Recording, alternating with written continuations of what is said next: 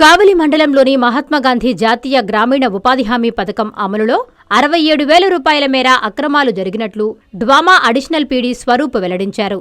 కావలి మండలం ప్రజాపరిషత్ కార్యాలయం వద్ద మంగళవారం సామాజిక తనిఖీ ప్రజావేదిక కార్యక్రమం 2024-25 ఆర్థిక సంవత్సరంలో ఉపాధి హామీ పథకం, పంచాయతీరాజ్, సోషల్ ఫారెస్ట్ శాఖల్లో జరిగిన వివిధ అభివృద్ధి పనులపై సామాజిక తనిఖీలు నిర్వహించారు.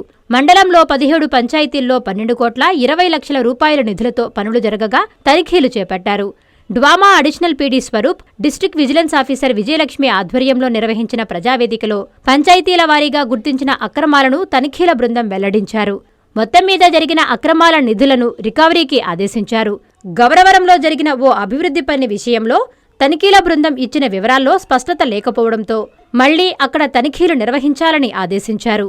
ఈ కార్యక్రమంలో ఉపాధి హామీ పథకం APD Mrudula, MPDO Muzaffar Rahim, deputy MPDO CH Sridevi, సామాజిక తనిఖీల ఎస్ఆర్పి సుబ్బారావు పాల్గొన్నారు.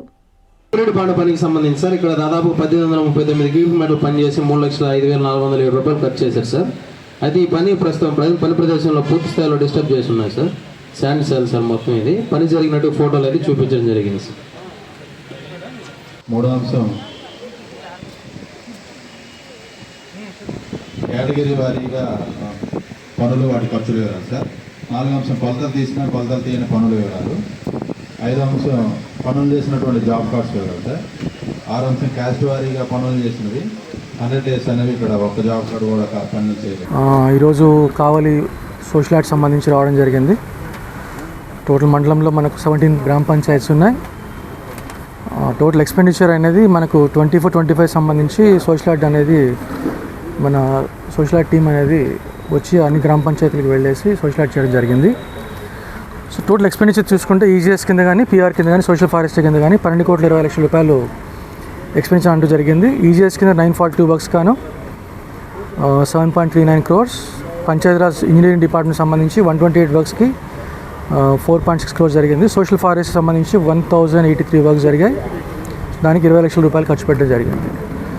సో ఈ 17 గ్రామ పంచాయతీలు గాను సోషల్ ఆడిట్ అనేది నిర్వహించిన తర్వాత సోషల్ ఆడిట్ టీం అనేది గ్రామ పంచాయతీ వైజ్గా వాళ్ళ ఫైండింగ్స్ అని ఇవ్వడం జరిగింది.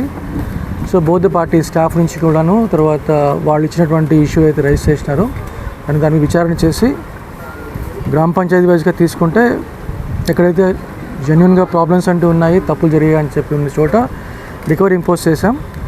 ఎంటైర్ మండలంలో 17 పంచాయతీలు కానీ 63,030 రూపాయల వరకు రికవరీ ప్రపోజ్ చేయడం జరిగింది.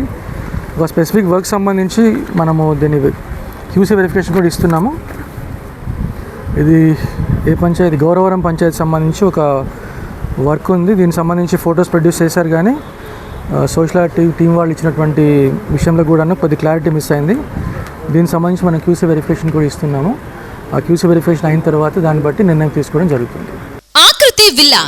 ఆకృతి విల్లాస్ వెంకటగిరి ప్రజలకు గొప్ప శుభవార్త.